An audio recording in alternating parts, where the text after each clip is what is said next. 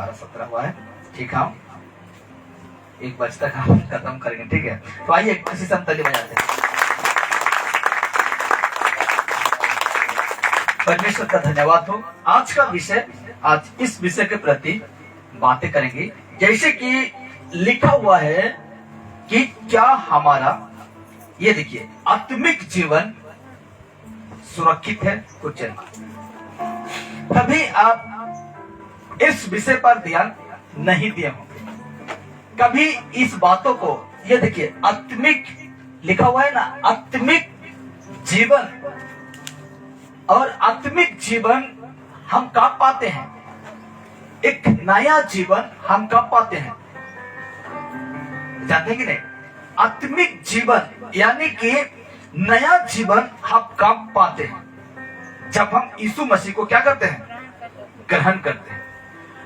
जब हम लोगों का बपतिस्मा हो जाता है। बपतिस्मा जानते हैं ना, पानी में डुबाना। बपतिस्मा का मतलब है पानी में डुबाकर फिर से बाहर आना पानी से, तो इसको कहते हैं बपतिस्मा। तो वहां जब हम लोग का बपतिस्मा होता है तो जो पुराना जीवन था, पुराना मनुष्यत्व था, पुराना चरित्र था, जो संसारिक अनुसार था, उसको हम क्या करते हैं?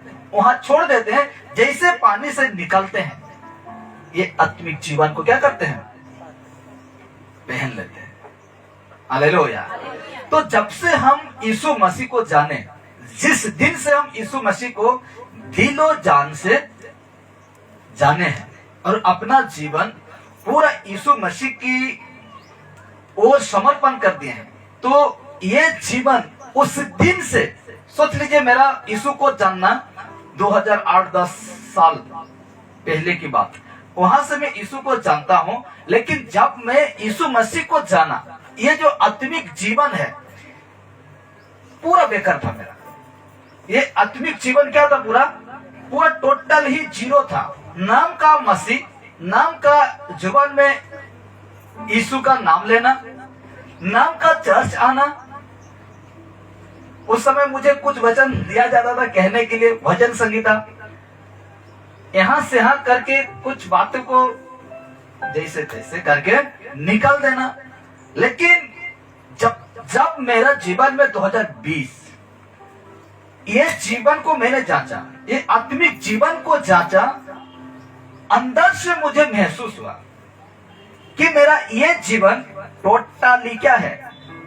जीरो है, जीरो है, सुरक्षित नहीं है। मेरा आत्मिक जीवन टोटली सुरक्षित नहीं है, सुरक्षित नहीं है।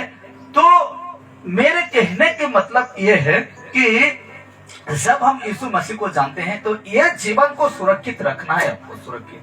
अगर ये जीवन ये सुरक्षित नहीं है तो संसार और आप में कुछ फर्क नहीं है, कुछ फर्क नहीं दिखेगा। तो आइए आगे बढ़ते हैं।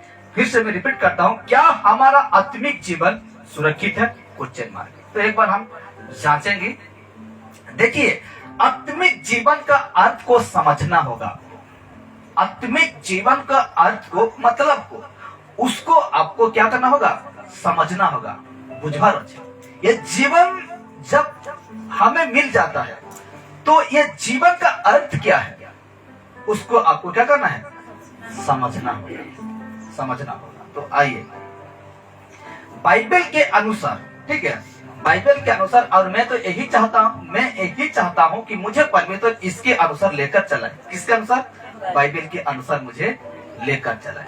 तो बाइबल के अनुसार आत्मिक जीवन पवित्र आत्मा के मसीह केंद्रित जीवन है। पवित्र आत्मा के कनेक्शन से लेकर प्रभु यीशु मसीह से लेकर परमेश्वर तक ये कनेक्शन है आत्मिक जीवन। समझ रहे हैं ना? तो आइए अभी हम आत्मिक जीवन को चेक करते हैं। अभी जितने बैठे हैं और जितने देखते हैं फेसबुक, यूट्यूब, उन हर व्यक्ति का आत्मिक जीवन अभी चेक होगा, चेक करेंगे।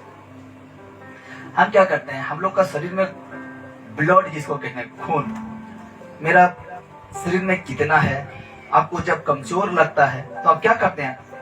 टेस्ट करते हैं कि मेरा शरीर में कितना ब्लड है, क्या मेरा शरीर में जितना मात्रा से ब्लड दरकार है क्या है कि नहीं, चेक करते हैं कि नहीं।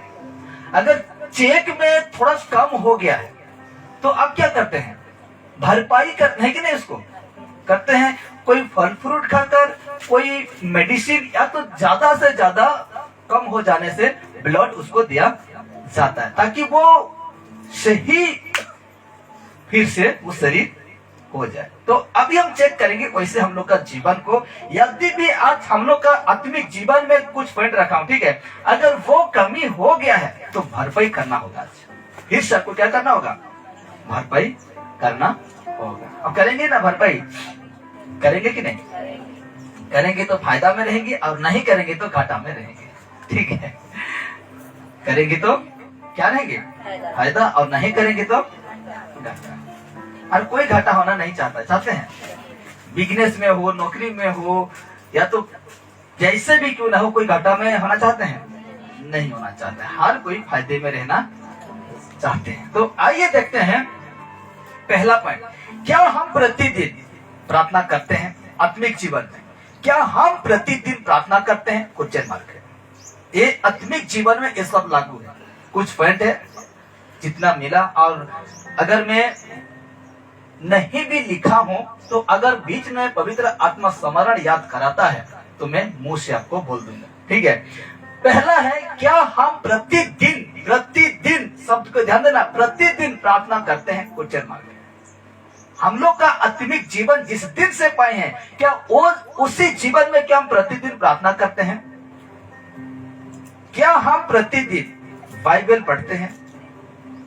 Question mark. हालेलुया। क्या हम प्रतिदिन बाइबल पढ़ते हैं?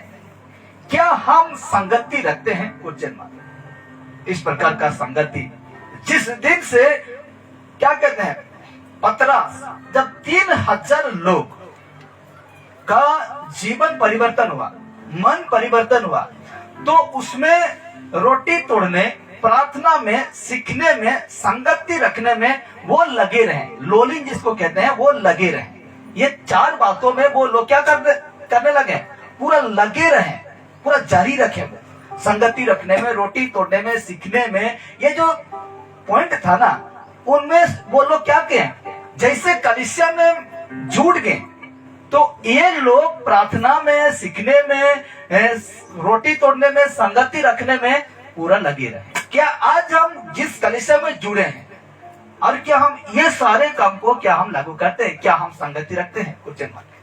बिना संगति से आप आत्मिक जीवन जीने नहीं पाएंगे। अकेला आत्मिक जीवन आप जीने नहीं पाएंगे। तो ये है, क्या हम संगति रखते हैं? Question mark.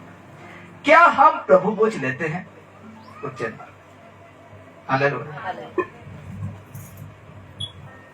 प्रभु भोज लेना, प्रभु यीशु मसीह या तो पौलुस, जब हम पाते हैं उसका पत्री में, पौलुस का पत्री में, पहला कुरिन्थी 11 उसका 23 को हम देखते हैं। और यीशु मसीह जब प्रभु भोज दिया, उस समय परमेश्वर, प्रभु यीशु मसीह, बहुत अद्भुत बातें को सुन लीजिए। या तो पौलुस ये नहीं कहा कि तुम 1 साल में 1 दिन प्रभु भोज लेना, नहीं कहा। महीना में 1 दिन लेना, नहीं कहा। सप्ताह में 1 दिन लेना, नहीं कहा। लेकिन यह कह दिया है कि तुम मैं जब तक ना आओ, यीशु मसीह कहा, जब तक मैं ना आओ तब तक तुम ये काम करते रहे। कौन सा काम? ये प्रभु भोज लेते रहना। तो आज हम, मुझे जैसा ठीक लगा, ठीक है, मुझे जैसा ठीक लगा कि मैं महीना में 1 बार प्रभु भोज देता हूं, या तो मैं हफ्ता भी कर सकता हूं। ये मेरा और आपके ऊपर डिपेंड करता है। तो हम क्या करते हैं कि महीना में 1 बार प्रभु भोज लेते हैं, ठीक है। तो क्या हम प्रभु भोज लेते हैं?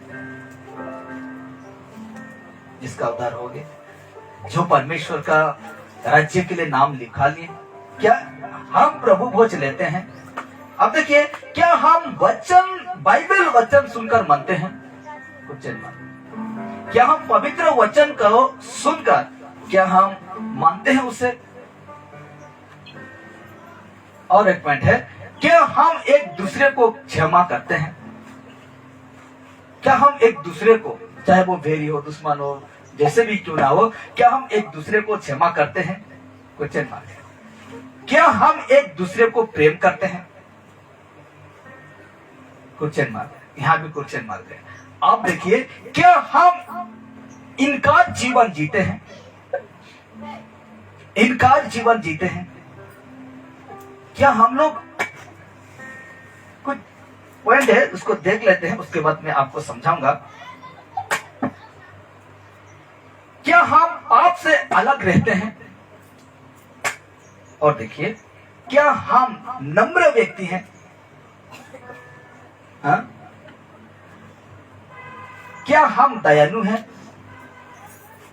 दया लगता है किसी को देख कर? क्या हम दयालु हैं? क्या आप यीशु का बातों को मानने वाला व्यक्ति हैं? कुछ माने। हालेलुया। और ऐसे बहुत सारे बात है, आप भी जानते हैं, मैं भी जानता हूं, लेकिन काफी है इतना, है कि नहीं? काफी है इतना। तो इसमें देखिए, मैं एक बार फिर से रिपीट कर देता हूं और हम आगे बढ़ेंगे। ये देखिए, क्या हम प्रतिदिन आत्मिक जीवन में, ठीक है, क्या हम प्रतिदिन प्रार्थना करते हैं? क्या हम प्रतिदिन बाइबल पढ़ते हैं? क्या हम संगति रखते हैं? क्या हम प्रभु भोज लेते हैं? क्या हम बाइबल वचन सुनकर मानते हैं? क्या हम एक दूसरे को क्षमा करते हैं? क्या हम एक दूसरे को प्रेम करते हैं? क्या हम इनकार जीवन जीते हैं? क्या हम पाप से अलग रहते हैं? पाप आ जाने से हमको पकड़ कर चलना है, छोटा पाप बड़ा पाप जैसे भी क्यों ना हो, लेकिन पाप है पाप। तो क्या हम पाप से अलग रहते हैं? क्या हम नम्र व्यक्ति हैं? यीशु के लिए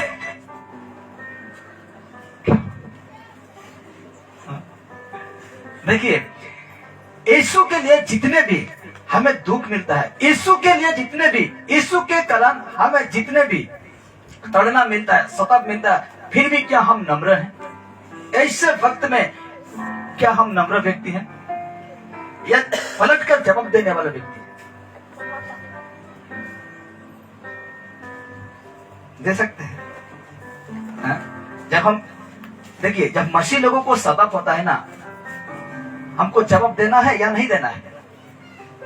जब अब देखिए, हम यीशु को जानने वाला व्यक्ति है, आपको कोई सता रहा है जो नहीं जानने वाला, क्या हम उसको पलट कर जवाब देंगे या नहीं देंगे? हाँ? पौलुस दिया था, पतरस दिया, यीशु मसीह दिया, पलट कर जवाब दिया? नहीं दिया। लेकिन क्या किया वो लोग? क्या किए? चुपचाप सहते रहे। क्या सहते रहे? सताव। हालेलुया। आज मोर्चा निकालते हैं लोग, उस पास्टर को वैसा कर दिया गया, क्रिश्चियन लोग को सताए जा रहे हैं, मोर्चा निकाल रहे हैं, रैली कर रहे हैं, कुछ फायदा नहीं होगा, क्योंकि यीशु मसीह चुप रहा। यीशु मसीह क्या रहा? चुप रहा। पौलुस क्या रहा? चुप रहा। तो आज हमें भी यीशु के कारण सताते हैं, तो हमको क्या रहना है? चुप रहना है।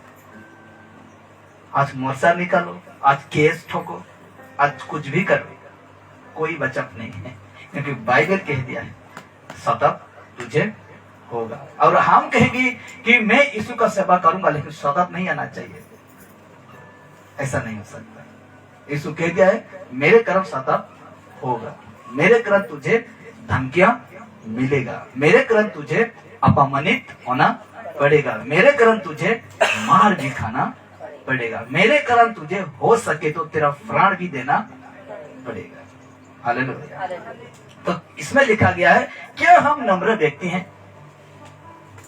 क्या हम दयालु हैं? दया, किसी ऐसे लोगों को देखकर हमको दया आता है और हम कुछ देने के लिए हाथ बढ़ाते हैं?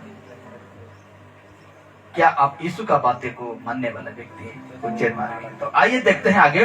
अगर हमारा आत्मिक जीवन को सुरक्षित रखने के लिए ये बातों को ध्यान रखना होगा।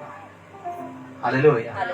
ये सारे बातों को हमें ध्यान रखना होगा कि मेरा आत्मिक जीवन कैसा है, मैं किस तरह का जीवन जी रहा हूं। आपको ध्यान देना होगा। इसीलिए एक वचन है, जैसे कि पौलुस ही लिखा, 2 कुरिन्थी 13:5 में कहता है, अपने आप को परखो।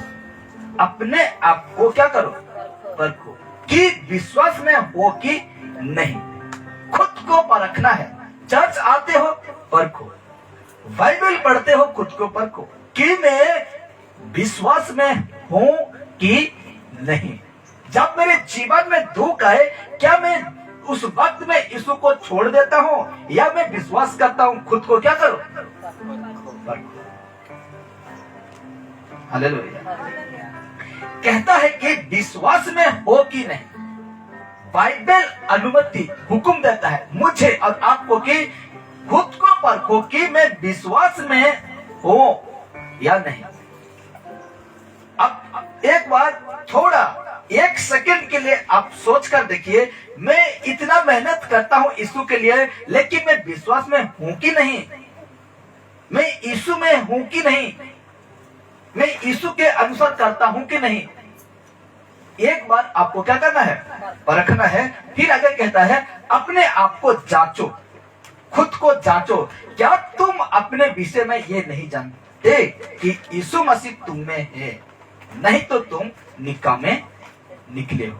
तो कहा गया है, अपने विषय में ये नहीं जानते। कहता है, कौन कह रहा है?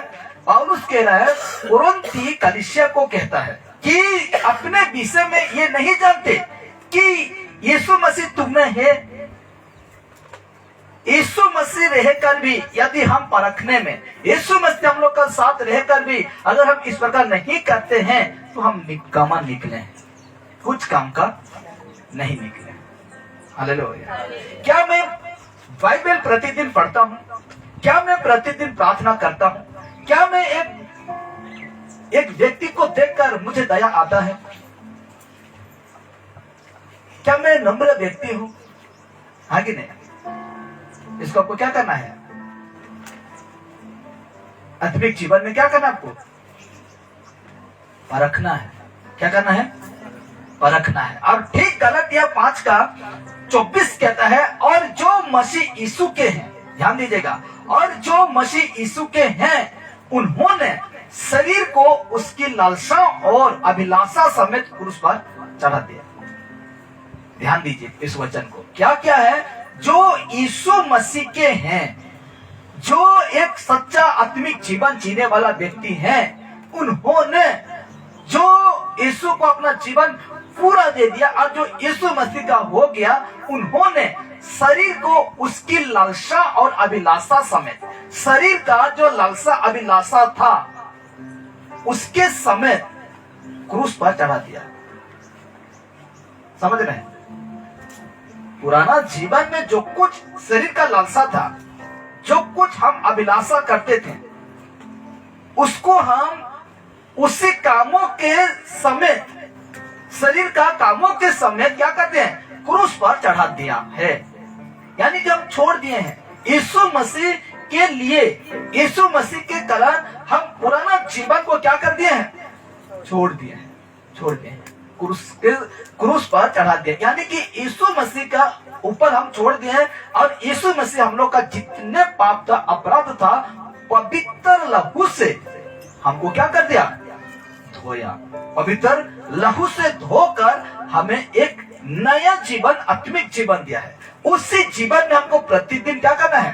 बाइबल को पढ़ना है। उसी जीवन में हमें प्रतिदिन क्या करना है? प्रार्थना करना है। उसी जीवन में हमको प्रतिदिन संगति रखना है। ऐसे कलीसिया में संगति रखना है, प्रभु भोज लेना है, नम्र व्यक्ति बनना है आपको। हालेलुया। यीशु का वचन को सुनकर उनके अनुसार चलने वाला व्यक्ति बनना है, दयालु बनना है आपको। आगे नहीं, दयालु बनना है, क्योंकि हम पुराना जीवन भूल चुके हैं, पुराना जिंदगी हम भूल चुके हैं, पुराना जिंदगी हम भूल चुके हैं। अगर अभी भी कोई व्यक्ति ये क्या कहते हैं, पुराना जीवन को दोहराता है, तो पूरे तरह से क्या हो सकता है? वो फंस सकता है, फंस सकता है। कल एक भाई मुझे फोन किया है और कहता है कि तेरे को याद नहीं आता है। कौन सा पाते? कमाने जाते थे बाहर, इस प्रकार कह रहे हैं। बहुत देर की बात किया मेरे से, हम बोल दिए उससे कि हाँ, याद करने से भी क्या होगा और जाने नहीं हो सकता। वो कहता है कि मुझे तो बहुत याद आ रहा है, फिर से मुझे जाना पड़ेगा।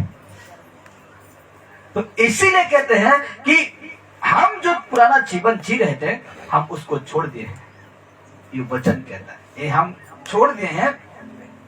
आगे कहता है दूसरा कुरिन्थी उसका 4:16 कहता है, इसीलिए हम याब नहीं छोड़ते हैं। हालेलुया।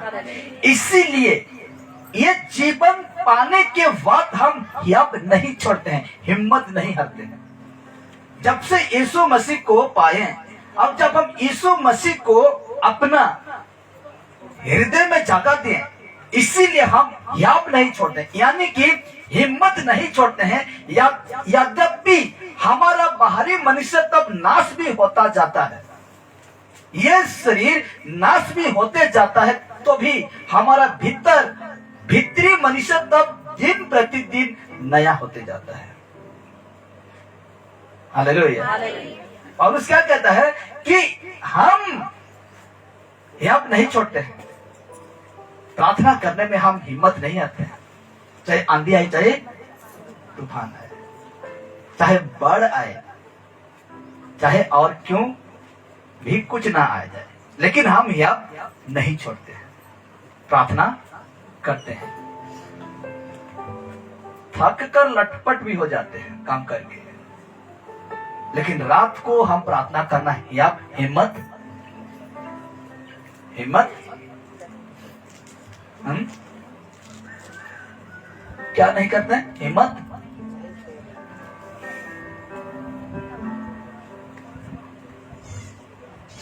तो क्या लगू है ये आत्मिक जीवन। इसलिए तो पौलुस कहता है कि यह शरीर के विरुद्ध आत्मा है, आत्मा के विरुद्ध शरीर है। शरीर कभी नहीं चाहेगा कि मैं प्रार्थना करूं, शरीर हर समय आराम खोजता है। हालेलुया। इसीलिए कहता है कि इसीलिए हम याब नहीं छोड़ते, यद्यपि हमारा बाहरी मनुष्य तब नाश भी होता जाता है, तो भी हमारा भीतरी मनुष्य तब दिन प्रतिदिन नया होते जाता है। हालेलुया। नया होते जाता है।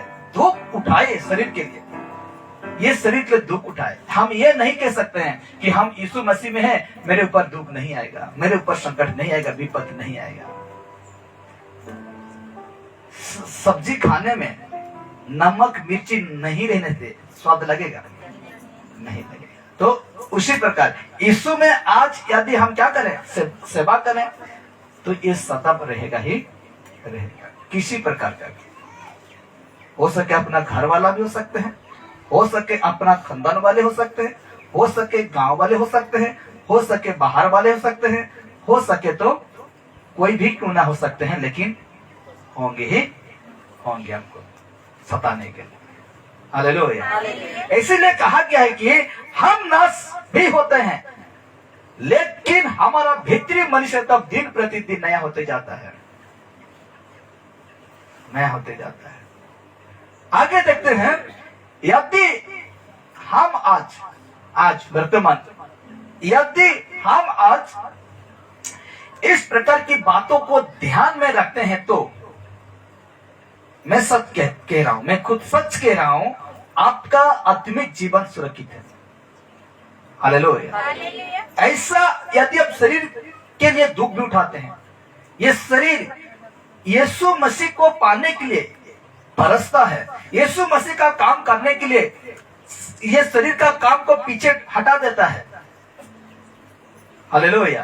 तो ऐसा व्यक्ति खुद का आत्मिक जीवन को सुरक्षित रखता है। हालेलुया। यीशु मसीह के लिए आपका कोई भी बड़ा काम क्यों ना हो, उसको आपको पीछे रखना है, यीशु मसीह को पहले स्थान देना है। हालेलुया। आप सोच रहे हैं कि डेली कमा रहा हूं, डेली खा रहा हूं, शाम हो रहा है, सुबह हो रहा है, शाम हो रहा है। आगे नहीं। इस प्रकार आज हम सोच रहे हैं, लेकिन ऐसा भी दिन आएगा लोग खुद कहेंगे, हे पहाड़ मेरे ऊपर क्या हो जा, गिर जा। लेकिन पहाड़ क्या होगा, आपसे दूर भाग जाएगा। अब सुसाइड करने के लिए जाएंगे, रस्सी लेकर, रस्सी दूर भागेगा, मौत ही नहीं आएगा। तो आज हमको ये जीवन को क्या रखना है, सुरक्षित रखना है। देखिए आत्मिक जीवन जीने में, ध्यान दीजिएगा, आत्मिक जीवन जीने में बहुत थोड़े लोग हैं, बहुत थोड़े लोग हैं। आत्मिक जीवन जीने में बहुत थोड़े लोग हैं। क्यों? क्वेश्चन मार्क, क्यों थोड़े हैं, क्यों बहुत नहीं है? ये जीवन जीने में क्यों थोड़े हैं आज, क्यों कम लोग हैं ये आत्मिक जीवन जीने में? जानते हैं ना, लिखा क्या है, क्योंकि आत्मिक जीवन चलने के लिए, आत्मिक जीवन चलने के लिए वो रास्ता होता है छोटा है। क्या है? छोटा है। हालेलुया। ये आत्मिक जीवन में इसलिए थोड़े पाए जाते हैं। आत्मिक जीवन में, आत्मिक जीवन का मतलब है यीशु मसीह के अनुसार चलने में इसलिए थोड़े पाए जाते हैं कि वो जो रास्ता है क्या है, छोटा है, छोटा रास्ता है। हालेलुया। अगर हम उसी रास्ता में संभल कर चलेंगे तो हम वो रास्ता में चलने पाएंगे। लेकिन हम सब तरफ देख कर, दाएं बाएं पीछे आगे अगर हम नहीं देखते जाएंगे तो हम गिर सकते हैं, खाई में गिर सकते हैं। आज जो गिरा खाई में, कैच करने वाला एक व्यक्ति है, आगे नहीं, शैतान आपका पीछे है, वो आपको पकड़ लेगा, इतना जल्दी तो गिरने नहीं देगा। आपके द्वारा बहुत कुछ काम करवाएगा, नशा, झगड़ा, लड़े, पीना, खाना, चोरी, बहुत कुछ काम करवाएगा, उसके बाद आपको खत्म करेगा। ऐसे बचाकर वो खत्म थोड़ी कर देगा, अपने तरीका से बहुत कुछ काम करवा कर आपको खत्म कर देगा, वो भी आप नरकी जाएंगे। इसीलिए कहा गया है वो रास्ता में थोड़े हैं, इसीलिए कि वो रास्ता छोटा है, छोटा रास्ता है, छोटा रास्ता। हालेलुया। हम सोचेंगे अरे यीशु मसीह का रास्ता में चलने में कितना दिन बाइबल पढ़ेंगे, हरेसमेंट जिसको कहते हैं वो हो जाएंगे।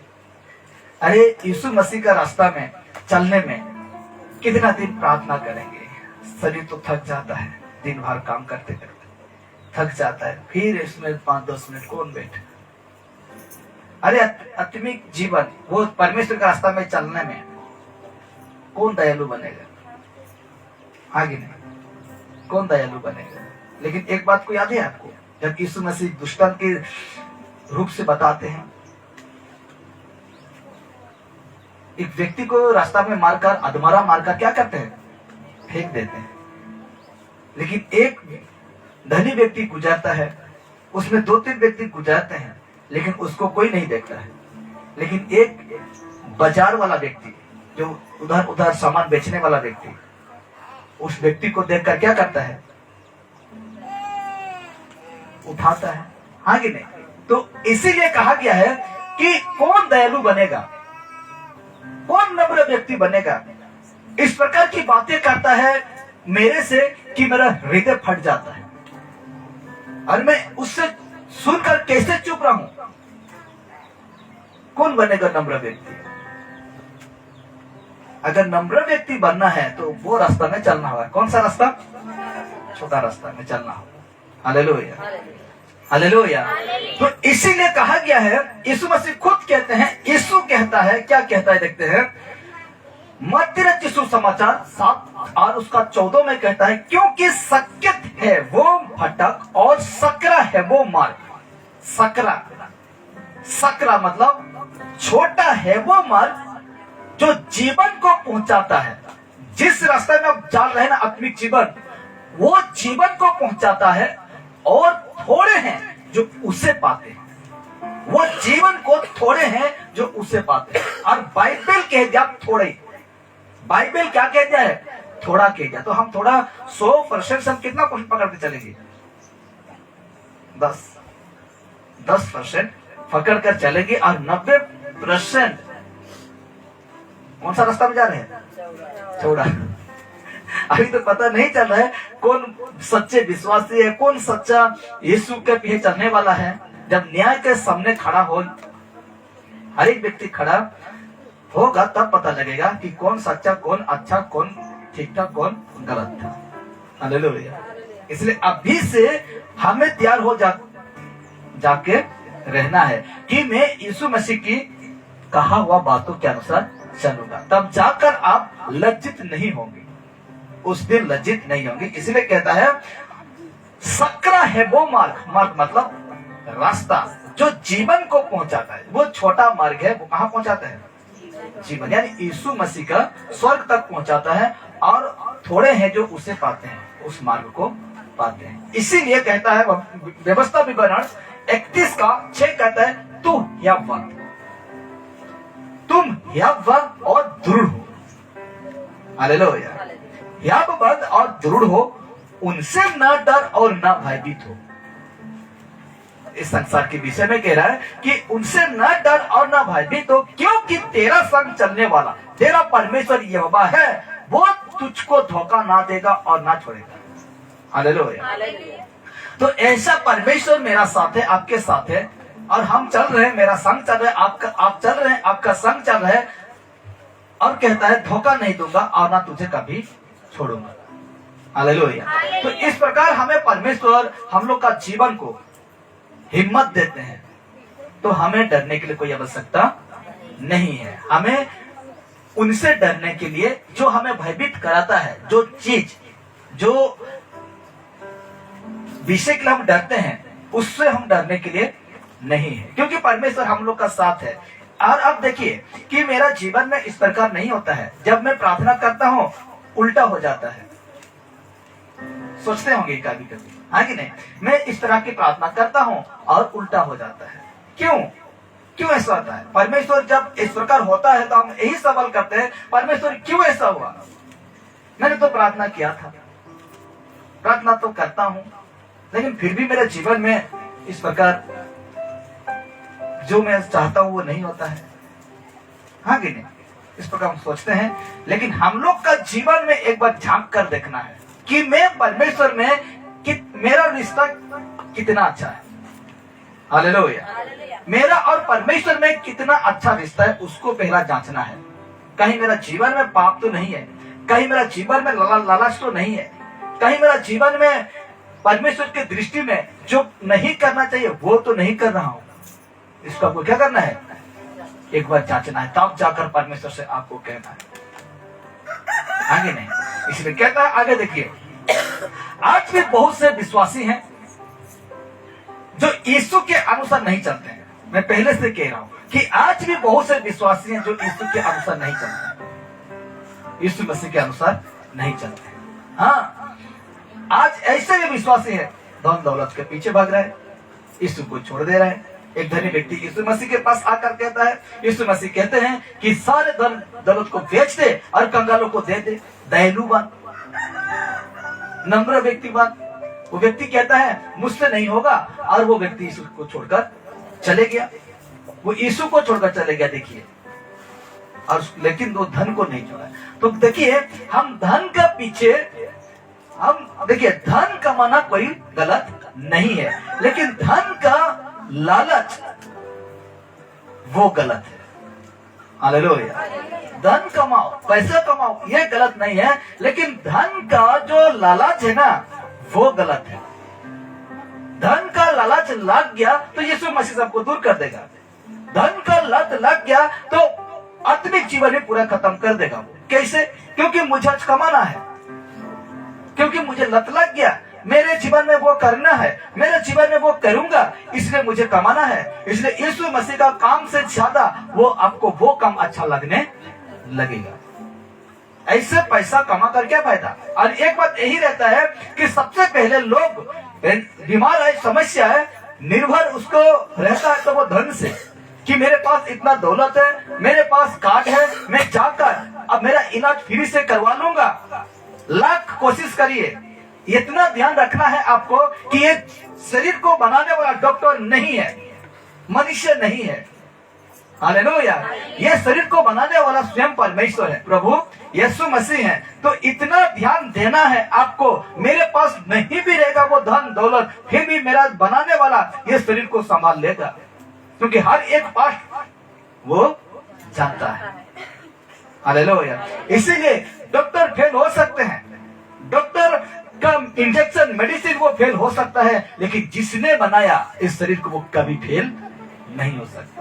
हालेलुया। इसलिए धन कमाओ ये गलत नहीं है, लेकिन धन का लत लगना ये सब बुराई का जड़ है।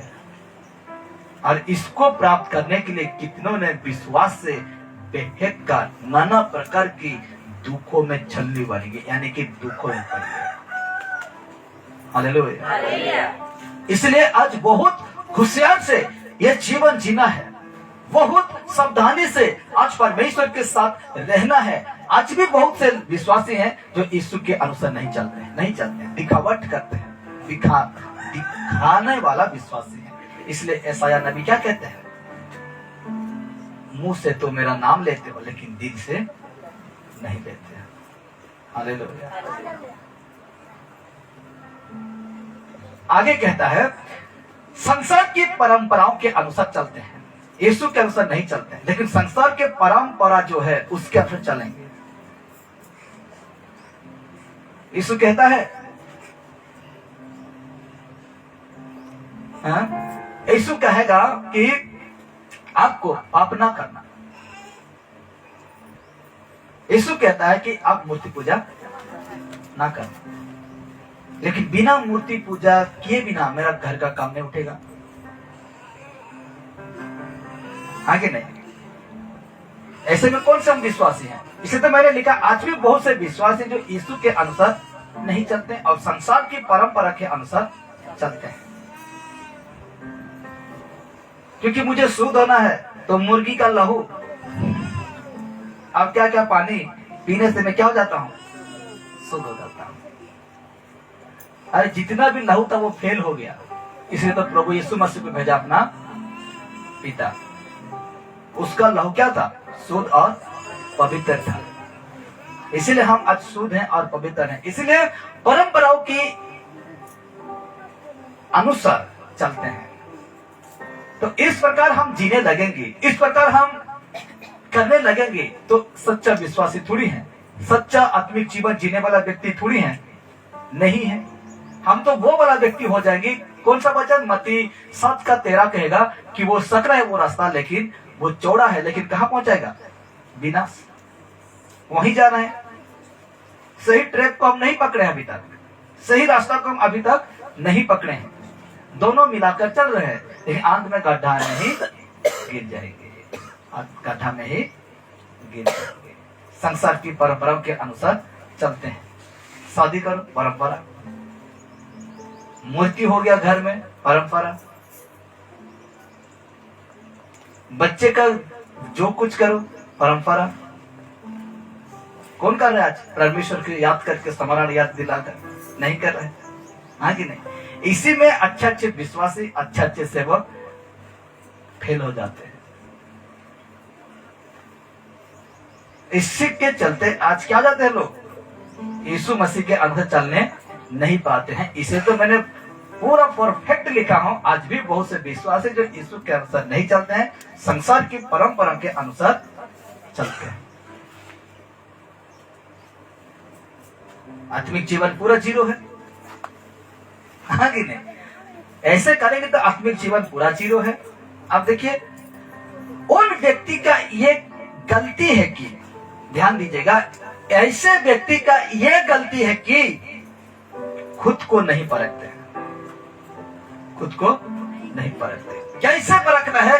क्या मुझे बाइबल अनुमति देता है? क्या मेरे जीवन को ये सब कुछ करना ठीक है? अगर ठीक है तो बाइबल कहाँ कहा है? अगर नहीं कहा है तो मेरे जीवन में इसको लागू करना भी नहीं है। हालेलुया। इसीलिए तो कहा कि उन व्यक्ति का गलती है कि खुद को नहीं परखते हैं। ये सब मैं कर रहा हूं, क्या मुझे यीशु मसीह ने आज्ञा दिया है? ये सब मैं करने जा रहा हूं, क्या प्रभु ने कहा है? अगर नहीं कहा है तो आत्मिक जीवन में क्यों लागू कर रहे हैं? अगर नोट फिटिंग नहीं हो रहा है, 12 नंबर का नोट फिटिंग नहीं हो रहा है, 10 नंबर में तो 12 नंबर का नोट फिटिंग कर क्या फायदा, खुल ही जाएगा। कुछ ही दूर जाकर आपका टायर खुल जाएगा। बेहतर यह है कि फिटिंग मत करो, नहीं तो मर सकते हैं। कुछ दूर जाकर गाड़ी पलटी हो सकता है, एक्सीडेंट हो सकता है। हालेलुया। इसीलिए आज हमें खुद को परखना चाहिए। समय क्या मुझे यीशु मसीह आज्ञा दिया है? क्या मैं जिस चर्च में चाहता हूं, क्या यह शिक्षा मुझे मिला है?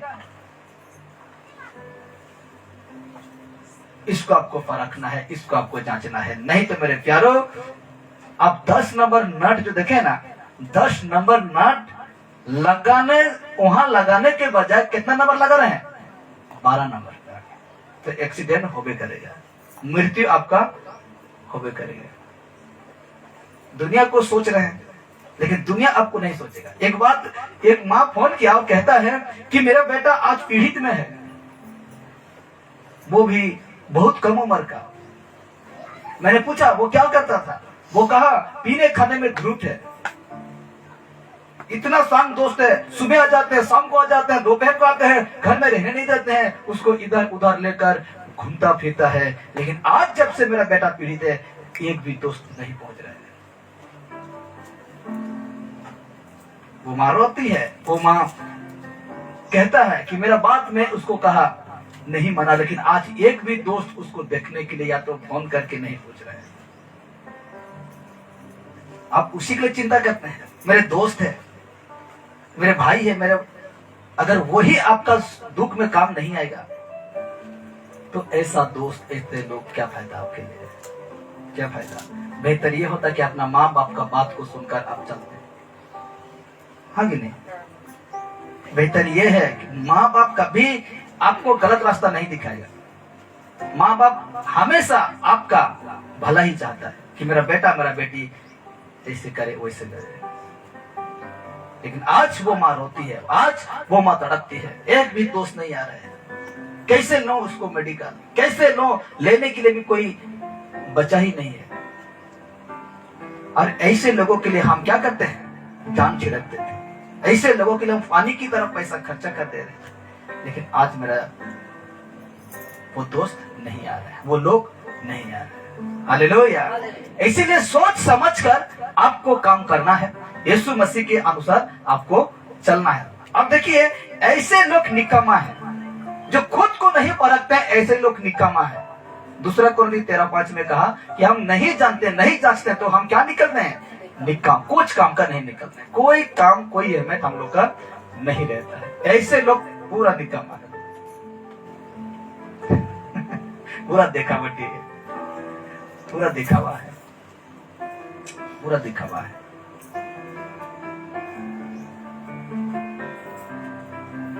एक भाई कहता है मुझे कि तुझे तो समझ से निकाल दिया गया। जब हम सुंदरगढ़ गए थे पिछले दिन, तुझे तो समझ से निकाल दिया गया, तेरा काम कौन कर रहा है अभी? शादी ब्याह कौन है करने के लिए तेरा? ऐसा कौन तेरा घर आता है कुछ काम करने के लिए? वो कह रहा है भाई कि मैं तो जानता हूं तुझे कि तुम लोग क्रिश्चियन बोलता है, वो भी खुद क्रिश्चियन है, ठीक है? तो उनके हिसाब से कहता है कि तुम ऐसा चंगाई सभा में तुम तो घुस गया है, और कौन आता है तुम लोग का काम कर्ज होने से? और मेरे उसको कुछ कहने का जवाब नहीं है। उस भाई को मैंने कहा कि जो पास्टर आता था वो भाई कह रहा है जो पास्टर तुम लोग का घर आता था, मेरा फ्रेंड था, मतलब फेसबुक में, और उसका वीडियो सब आता था, देखते थे, ऐसे बोल रहा है। तो हम बोले उसको, अरे उससे मेरा नाता और कुछ नहीं है, मैं खुद प्रचार करता हूँ। वो भाई कह रहा है कि तुम लोग का चर्च में कितने लोग होंगे और साथ में चलता होगा, तेरा काम वो आता होगा, उसका काम तुम जाता होगा। तो मैंने कहा उस भाई को, ऐसा कुछ नहीं होता है। फिर भाई कहा कि फिर कैसे करते हो तुम? बोलो तुम एक ही कलीसिया के हो तो वो लोग क्यों नहीं आते हैं?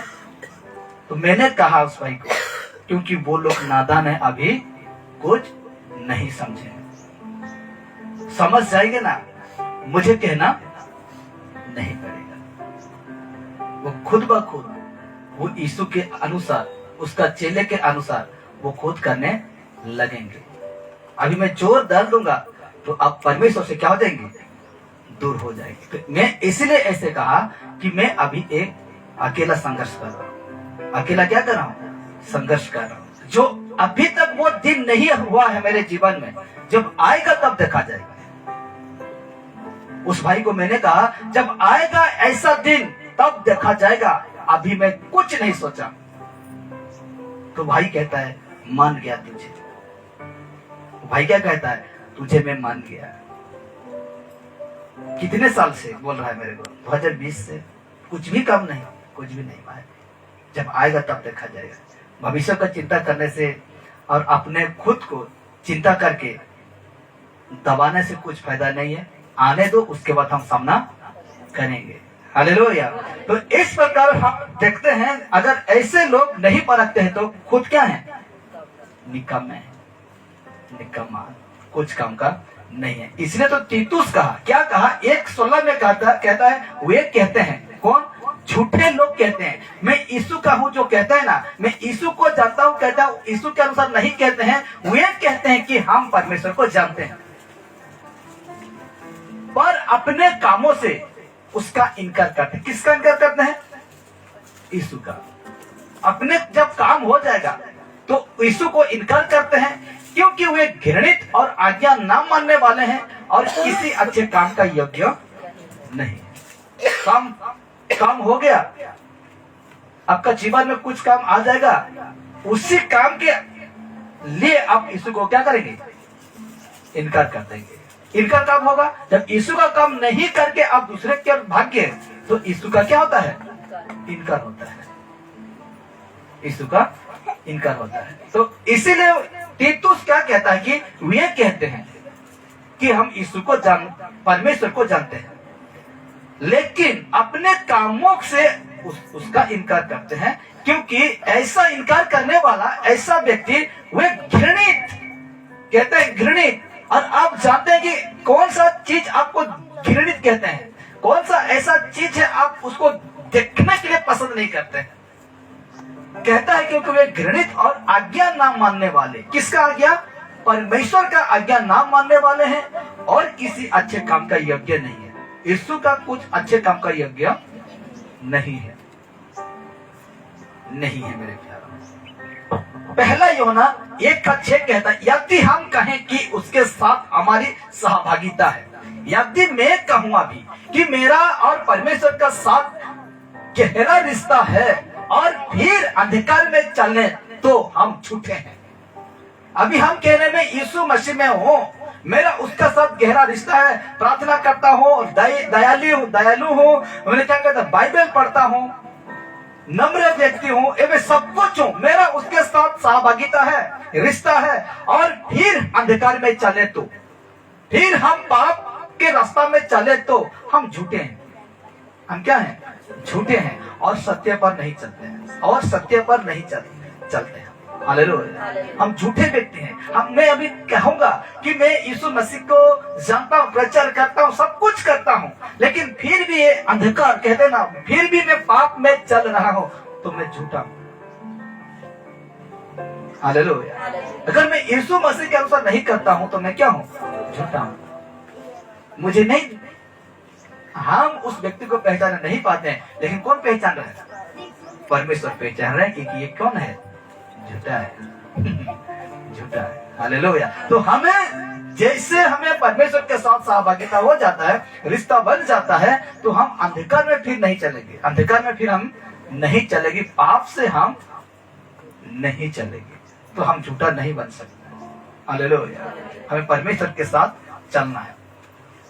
अंत में मैं यही कहना चाहता हूं, मैसेज का अंत में देखिए, और हम समाप्त करेंगे। अंत में मैं यही कहना चाहता हूं कि खुद को परखो। क्या करो, खुद को परखो कि मैं यीशु में हूं कि नहीं। हालेलुया। आपको एक ऑप्शन है आपके लिए, खुद को क्या करना है, परखो कि मैं यीशु में हूं कि नहीं। आज जितने बातों को सुनकर, यही बताता हूं, देखिए आज आप जितने बातों को सुनकर थोड़ा सा दिल में कुछ लगा होगा और यही सोचते होंगे, ठीक बैठेगा मेरा कहना भी, देखिए, और यही सोचते होंगे छोटा रास्ता को छोड़कर मैं बड़ा में आ जाऊं।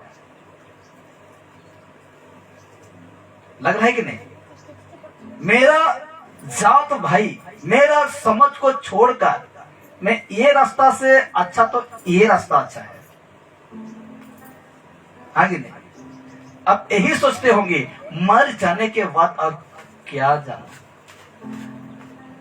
लेकिन भयानक जिंदगी तब होता है जब एक इंसान मरता है। ये ध्यान दीजिए, आज हम ये शरीर में थोड़ा सा आग को छूने से ये जल जाता है और बहुत दर्द होता है, लेकिन वो कभी नहीं बुझने वाला आग, ना उसका गहराई कोई नापने वाला है आग का। उसमें आप प्रतिदिन जलते रहेंगे, सहने पाएंगे? नहीं पाएंगे। इसीलिए यहां लिखा हूं, खुद को परखो कि मैं यीशु में हूं कि नहीं। अगर नहीं हूं, यहां नहीं हूं, यहां आ जाइए। ये छोटा है, दूसरा है बड़ा। लेकिन एक दिन जब परमेश्वर के न्याय के सामने जब खड़ा हो जाएंगे, उस दिन आपको यही स्मरण आएगा कि इसको हम क्यों चुने, ये बड़ा को क्यों चुने। ठीक था मेरे लिए ये छोटा, ठीक था, लेकिन आज मैं यहां आकर पछता रहा हूं। धनी व्यक्ति क्या कहा, दया करो यार मुझसे थोड़ा। क्या देकर? एक टिप्पा पानी देकर, जीभ में सिर्फ एक टिप्पा सिर्फ दया कर दो अब्राहम। क्या कहा? स्मरण कर तू एक बार, याद कर तू एक बार, तू जब दुनिया में था ना, दुनिया का खुशी, सब खुशी तू पा चुका है। लेकिन ये व्यक्ति अब्राहम ऐसा नहीं था। हालेलुया। अब मैं अकेले संघर्ष कर रहा हूं तो मुझे परमेश्वर क्या कहेगा? एक दिन आप कहेंगे, अरे ये प्रचार करू थिला, एटा तो मोर दादा थिला, एटा तो मोर भाई थिला, एटा तो मोर सेटा थिला, एटा थिला। उस दिन आपको क्या कहेगा परमेश्वर? याद करते ये केंता तोड़पला, आपकी केंता मजा नहीं थी, कहवा कि नहीं? अवश्य कहेगा। अब्राहम कहा उसको, किसको? धनी व्यक्ति को। तो आज मुझे और आपको जब हम खड़ा हो जाएंगे ना, एक दिन मैं भी खड़ा होऊंगा, आप भी खड़ा होंगे। कैसे? ऐसे हाथ पकड़कर, मुट्ठी झुकाकर। अगर हम झूठ कहेंगे, परमेश्वर से बहस करेंगे, फटक से दिखा देगा परमेश्वर कौन सा डेट था, कौन सा मसीहा था, कितना टाइम था, चुटकी मार देगा, आपको फटक से दिख जाएगा। जैसे हम वीडियो में शूटिंग करते हैं और देखते हैं कैसे, उसी प्रकार दिखा देगा। तो आज खुद को परखो कि मैं यीशु में हूं कि नहीं। अगर नहीं हूं तो बिल्कुल ये रास्ता में मत चलिए, ये रास्ता में आ जाइए। लेकिन बीच वाला मसीह मत बनिए, बीच वाला विश्वासी मत बनिए। आपको एक को चुनना होगा। एक थे यीशु, दूसरा है संसार। यीशु कहा एक धन, दूसरा है संसार। यीशु ने कहा जहां धन है वहां तेरा मन भी है। इसीलिए यही बेहतर होगा, तू धन को चुन या तो मुझे चुन। लेकिन दोनों को लेकर हम परमेश्वर का सेवा करने नहीं पाएंगे, दोनों को लेकर हम परमेश्वर का साथ चलने नहीं पाएंगे। एक ही को आपको चुनना होगा। डिसीजन लीजिए, निर्णय लीजिए, क्योंकि समय निकट है। परमेश्वर का बेटा कब आ जाएगा किसी को पता नहीं है। इसीलिए हमें पहले से तैयार होकर रहना है। हालेलुया। आइए अभी हम प्रार्थना कराते हैं, परमेश्वर का सम्मुख में प्रार्थना करेंगे।